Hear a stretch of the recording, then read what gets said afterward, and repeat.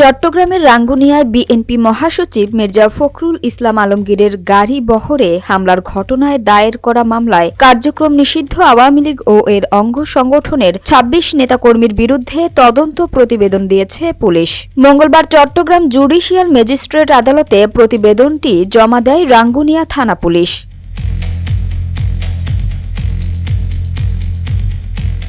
এর আগে ১১ জানুয়ারি পুলিশকে দ্রুত তদন্ত প্রতিবেদন দিতে আদেশ দেন আদালত। তদন্ত প্রতিবেদনে বলা হয়েছে, হামলার ঘটনায় রাঙ্গুনিয়া উপজেলা যুবলীগের সভাপতি শামসুজ্জোহা শিকদার, সাধারণ সম্পাদক মোহাম্মদ ইউনুস, উপজেলা ছাত্রলীগের সাধারণ সম্পাদক শিমুল গুপ্ত, চট্টগ্রাম উত্তর জেলা ছাত্রলীগের সাধারণ সম্পাদক আবু তৈয়ব এবং রাঙ্গুনিয়া উপজেলা আওয়ামী লীগের সাংগঠনিক সম্পাদক জাহাঙ্গীর আলমের সম্পৃক্ততা রয়েছে। প্রতিবেদনে অঙ্গ সংগঠনটির নেতাকর্মী হিসেবে মোহাম্মদ সরোয়ার, নাজিম উদ্দিন, রাসেল, মহসিন, জাহেদ, আলমগীর, নইমুল ইসলাম, পাভেল বড়ুয়া, মোহাম্মদ জাহেদ, ইকবাল হোসেন, নাহিম, এনামুল হক, রাসেল, সাইফুল, মাহবুব, আনোয়ার, নেসারুল্লাহ, বেলাল, মুজাহিদ, বাপ্পা ও মোহাম্মদ হারুন সহ মোট ২৬ জনকে অভিযুক্ত করা হয়েছে। মামলার বাদী চট্টগ্রাম জেলা আইনজীবী সমিতির সাবেক সভাপতি এনামুল হক বলেন, প্রথম দফায় তদন্তে জড়িত কাউকে শনাক্ত করা হয়নি। ওই প্রতিবেদনের বিরুদ্ধে রিভিশন করলে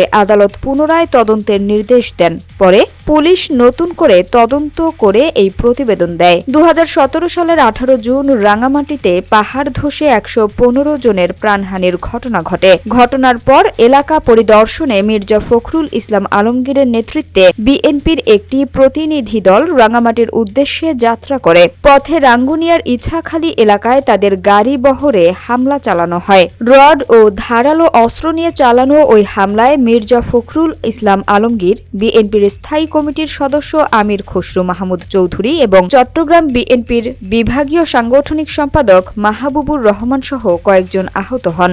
হামলার পর প্রতিনিধি দলটি চট্টগ্রামে ফিরে আসে।